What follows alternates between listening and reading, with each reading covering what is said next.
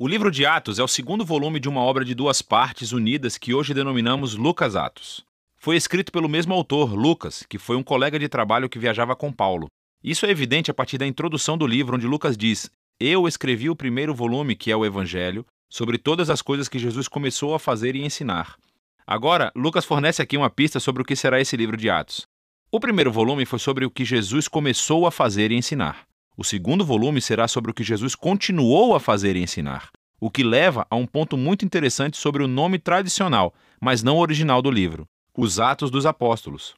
Enquanto diferentes apóstolos aparecem na maioria dessas histórias, a única personagem que unifica toda a história do início ao fim é o próprio Jesus, agindo diretamente ou por meio do Espírito. E assim, o livro teria sido mais preciso se tivesse sido nomeado Os Atos de Jesus e do Espírito Santo. A introdução do livro relata como Jesus, ressuscitado, passa 40 dias com os discípulos ensinando-lhes sobre o reino de Deus. E isso se conecta à história do Evangelho de Lucas, em que Jesus declarou que ele restauraria o reino de Deus sobre o mundo, começando com Israel. Então ele chamou Israel para viver sob o reino de Deus ao segui-lo.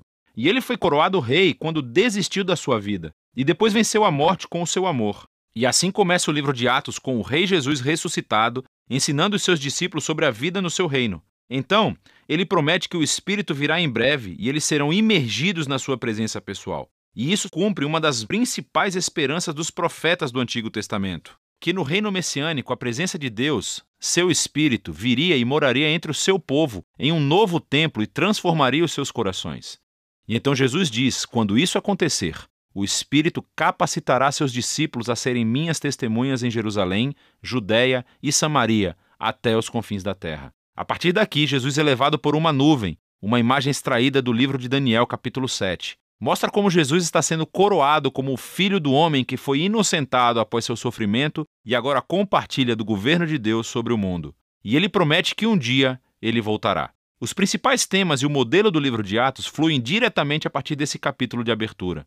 Essa é uma história sobre Jesus conduzindo seu povo através do Espírito a irem pelo mundo inteiro, convidando todas as nações a viver sob seu reino. E então, a história começará com essa mensagem sendo divulgada em Jerusalém, e depois pelas regiões vizinhas da Judéia e Samaria, repletas de pessoas não judias, e depois de lá para todas as nações até os confins da terra. Esse vídeo se concentrará na primeira metade do livro. Então, a seção que se concentra em Jerusalém começa com os seguidores de Jesus aguardando pela festa de Pentecostes, quando todos esses peregrinos judeus de todo o mundo antigo estavam na cidade. E o Espírito Santo vem sobre os discípulos como um forte vento e algo como chamas aparece sobre a cabeça de cada pessoa e juntos começam a anunciar e contar histórias dos atos poderosos de Deus. E eles começam a falar nessas línguas que não conheciam antes, mas todos os que estavam reunidos conseguiam entender tudo perfeitamente. Para compreender o que Lucas enfatiza na história, é crucial entender as origens dessas imagens no Antigo Testamento.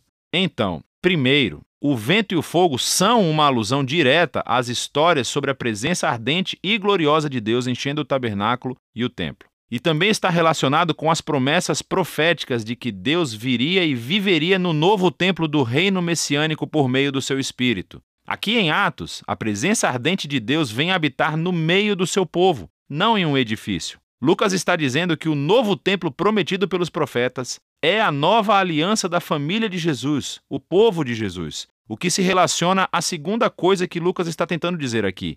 Os profetas prometeram que, quando Deus viesse habitar no seu novo templo, ele reunificaria todas as tribos de Israel sob o reino messiânico, e as boas novas do reino de Deus seriam divulgadas e anunciadas às nações. Lucas descreve em detalhes a integração de multitribos internacionais de todos os israelitas que estavam lá em Pentecostes e que responderam à mensagem de Pedro. Os apóstolos, então, continuam convidando os israelitas a reconhecer Jesus como seu Messias, e milhares responderam, formando novas comunidades de generosidade, adoração e celebração. Mas nem todo mundo estava celebrando. A partir daqui, Lucas mostra como a nova família de Jesus rapidamente enfrentou hostilidade dos líderes de Jerusalém. Com um modelo simétrico realmente muito bonito, Lucas narra um conto de 2 templos. Assim, o novo templo de Deus, a comunidade dos seguidores de Jesus, se reunia todos os dias no pátio do templo e de casa em casa. E no meio desses avisos há duas histórias sobre Pedro e os outros apóstolos que estavam curando pessoas nos pátios do templo e foram presos pelos líderes do templo, seguidas cada uma por um discurso de Pedro clamando que Jesus é o verdadeiro rei de Israel. E no centro de tudo, há essa história sobre os seguidores de Jesus doarem bens e propriedades para um fundo comum a fim de ajudar os pobres.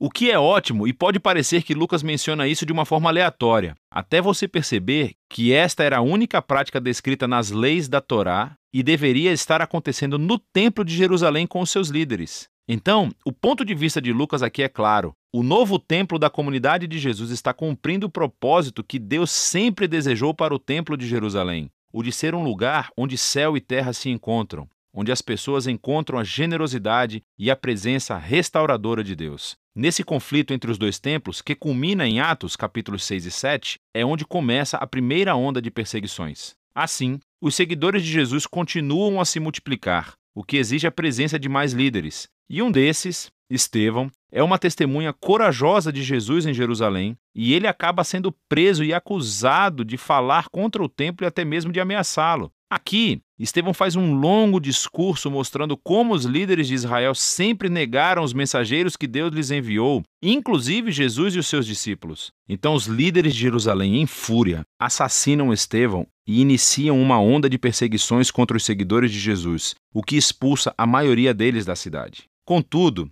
isso tem um efeito paradoxal. Lucas mostra como essa estratégia, na verdade, se tornou um meio pelo qual o povo de Jesus agora é enviado à Judéia e Samaria. Nessa sessão, Lucas reúne um conjunto diversificado de histórias que mostram como a comunidade de Jesus, em sua maioria judaica e baseada em Jerusalém, tornou-se um movimento internacional e multiétnico. Então, primeiro vem a missão de Filipe em Samaria. É a terra dos inimigos odiados de Israel e muitos deles vêm a seguir Jesus.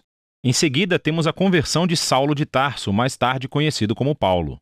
Ele era o inimigo mortal e perseguidor dos seguidores de Jesus até conhecer pessoalmente o Jesus ressuscitado e se tornar um defensor apaixonado em nome de Jesus. Segue a história de Pedro quando teve uma visão sobre como Deus não considera o povo não-judeu ritualmente impuro ou indigno de se unir à família de Jesus. Pedro, então, é levado pelo Espírito para a casa de um soldado romano, que está repleta de pessoas não-judias, e todos reagem às boas novas de Jesus. Na verdade, o Espírito apresenta-se poderosamente entre eles, assim como fez para os discípulos judeus no capítulo 2. Todos esses temas se reúnem na fundação da igreja em Antioquia, a maior e mais cosmopolita cidade daquela parte do Império Romano. E Lucas nos diz que Barnabé, um líder judeu da igreja de Jerusalém, foi com Paulo para ajudar a liderar essa comunidade eclesial. E isso deu início à primeira grande igreja multiétnica da história. Foi onde os seguidores de Jesus foram chamados de cristãos pela primeira vez, e é a partir daqui que os primeiros missionários internacionais são enviados.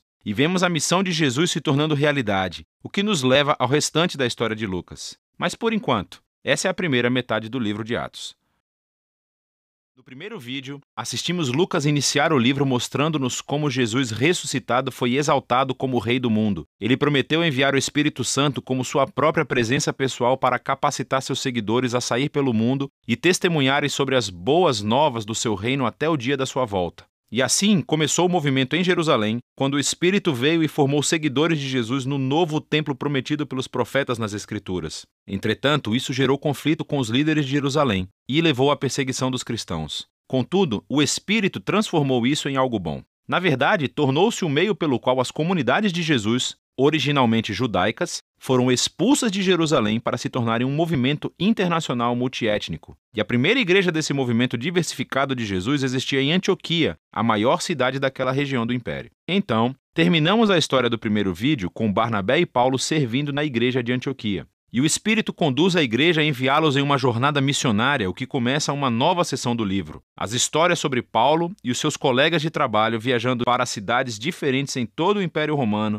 anunciando as boas novas que Jesus é rei. A primeira missão é no interior, em um lugar chamado de Ásia Menor, localizada onde hoje é a Turquia, e termina com uma reunião importante dos apóstolos de volta a Jerusalém. A segunda missão é pela Ásia Menor e em seguida pela Grécia Antiga. E por fim, a terceira missão é por todo aquele mesmo território, novamente, e isso conclui a viagem de Paulo de volta a Jerusalém. Ao reencontrar todas essas histórias, Lucas destacou um importante número de temas, repetindo-os. Primeiro, é a missão contínua a Israel. Toda vez que Paulo entra em uma nova cidade, ele sempre vai primeiro a uma sinagoga judaica para compartilhar sobre o Rei Jesus que foi ressuscitado e como ele está formando uma nova família multiétnica de Deus. Agora, mais frequentemente, muitas pessoas reconhecem Jesus como o Messias, mas algumas se opõem a Paulo. Às vezes, eles até mesmo o expulsam da cidade como um rebelde perigoso que se opõe à Torá e à tradição judaica. E essa tensão culmina após a primeira viagem, levando a uma reunião importante em Jerusalém. Paulo descobre que há alguns cristãos judeus em Antioquia, e eles alegam que, a menos que as pessoas não judias se convertam ao judaísmo através da prática da circuncisão, do Shabat e da obediência às leis de alimento kosher,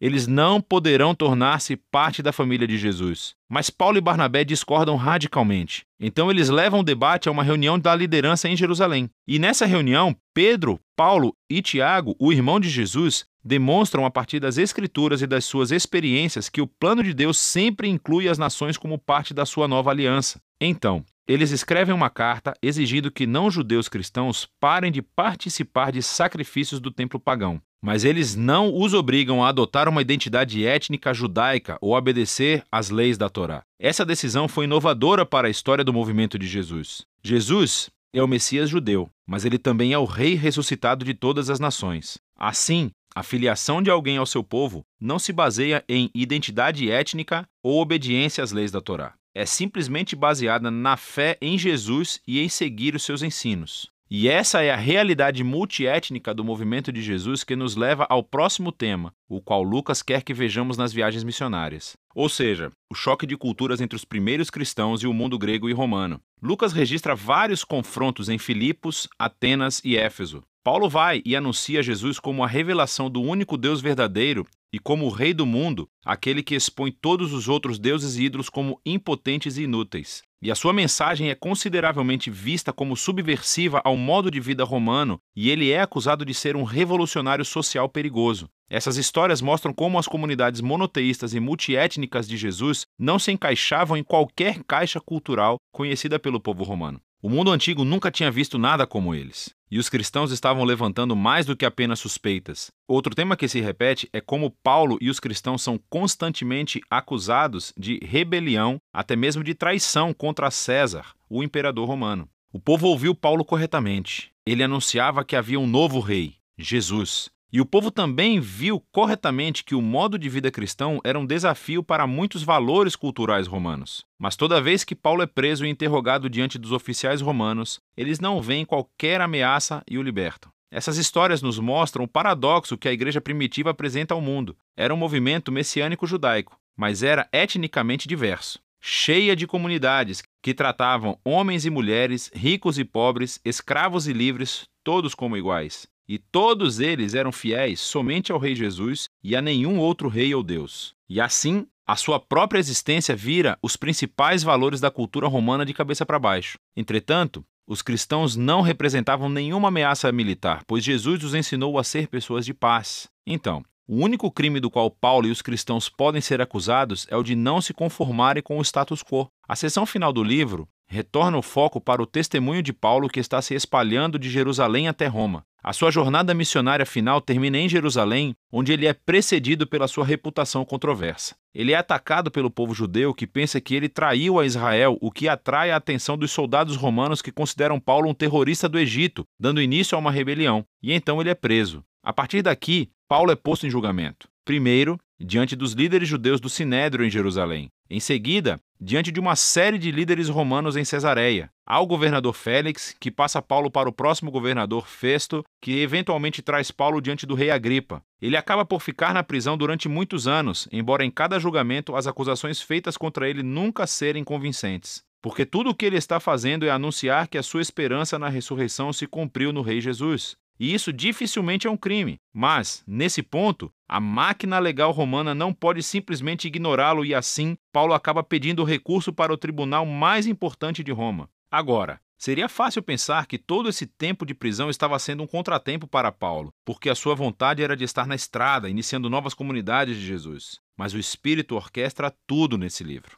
E assim, o aprisionamento deu tempo para que Paulo escrevesse as suas cartas apostólicas mais importantes. Elas tornam-se o caminho pelo qual seu legado missionário continua muito tempo depois da sua morte. Por fim, Paulo foi transferido como prisioneiro para Roma. E depois de uma viagem assustadora pelo Mediterrâneo, onde ele quase morreu, Paulo acaba em prisão domiciliar em Roma, aguardando seu julgamento. E assim, ele tem a possibilidade de organizar em uma bela casa reuniões regulares para judeus e gentios. E as palavras finais do livro são como Paulo anuncia o reino de Deus e ousadamente ensina tudo sobre o Senhor Jesus, o Messias, sem qualquer impedimento, e tudo isso acontecendo em Roma, debaixo do nariz de César. O trabalho unificado dos Atos de Lucas é muito mais do que a introdução à história de Jesus e da igreja primitiva. Ele mostra como o reino de Deus existiu na terra como no céu através da vida, morte e ressurreição de Jesus. Através da vinda do seu Espírito para capacitar a igreja e dar testemunho desde Jerusalém até os confins da terra.